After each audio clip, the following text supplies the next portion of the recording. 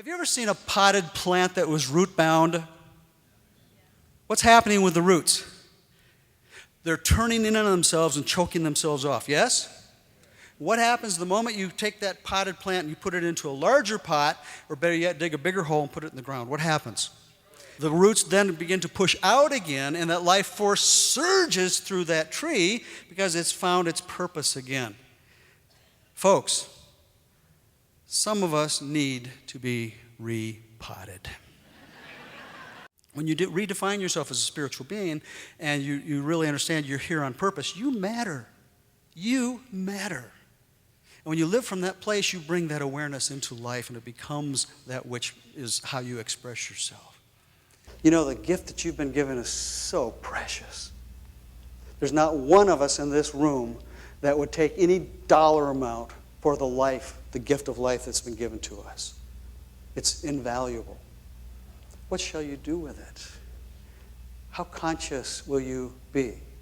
How much will you give of yourself to honoring the contract that you signed when you came here to be the living presence of the divine?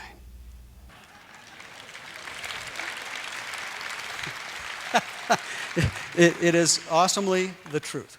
Infinite intelligence will have its way. Growth will happen one way or another. And if we stifle it, we don't honor that need for pushing out, it pushes in and it creates dis-ease. What is a mystic? Ernest Holmes tells us, the Fillmores tell us, a mystic is someone who lives so fully conscious and present in the awareness of infinite intelligence that lies beyond the veil of the five senses, and it accesses that infinite intelligence and lives in its presence in such a way that it can walk, move, breathe, and expand itself in, through, and as each of us when we live in that awareness of the presence of God, or whatever word you would like to call it. Now, the fact is, you take the word mystery and you talk about mystics, okay? We're all mystics. Can I get a witness? That's the good news. Here's the other news. Some of us are optimistics. Some of us are pessimistics, yes? And the plane continued to do this. Woo! And all of a sudden, this true story, I hear this, and the plane dips, and I hear this, whee! And I'm thinking to myself, what fool doesn't know what's going on here?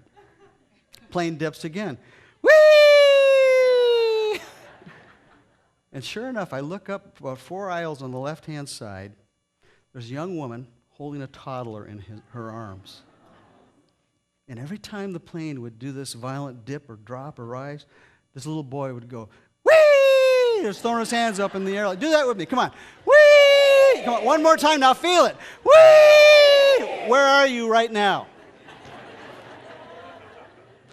I thought to myself, I said, what does this kid know that I don't know? I want some of that. And then I realized it wasn't what he knew. It's what he did not know. He was not taught to fear the ride. Is not life a mystery anyway? Consider this. We come from the most amazing mystery of all. We come from the ethers of that which is beyond our wildest conception or imagination. And somehow this soul being that we are parks itself in this physical garment, this body, which is what? Nothing more than a carbon-based, disposable, biodegradable vessel that the soul rides around in, right? Circumnavigating the human condition, and this is very key, get the soul, gathering soul expanding information and experiences through direct experience, so that when it leaves the planet, it leaves enriched and leaves in its wake the planet a better place than it was when we got here. I think the question is that we begin to ask ourselves, who would I be without this fill in the blank? Without this wound, without this anxiety, without this title, without this person, without this job, without whatever it is we're holding on to that is causing us to suffer and be separated from the flow of life. Who would I be without that? And you'll never know until you let go. Trust requires coming to the edge of I don't know and looking over. Here's the deal. When you get to heaven, which is a metaphor, right? We know heaven and hell are where? Just states of mind, right? But when you leave this planet and you get back and you're knocking on heaven's door, you're going to be asked two questions. First one is, did you love well? Second question is the planet a better place today than it was when you got there because you were there? And if you can answer yes to both of those, you will have been on purpose.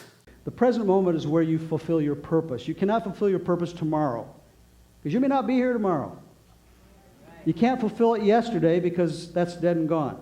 This holy instant is where your purpose lies in front of you, and you have to be present with it, your mind and your body, in the same place at the same time in order to honor that.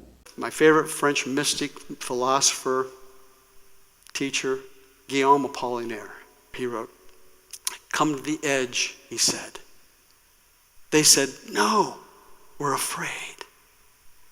Come to the edge, he said. They came. He pushed them. They flew. Come to the edge. There's more for you to do and be, or you would not be here. Bless you. Namaste.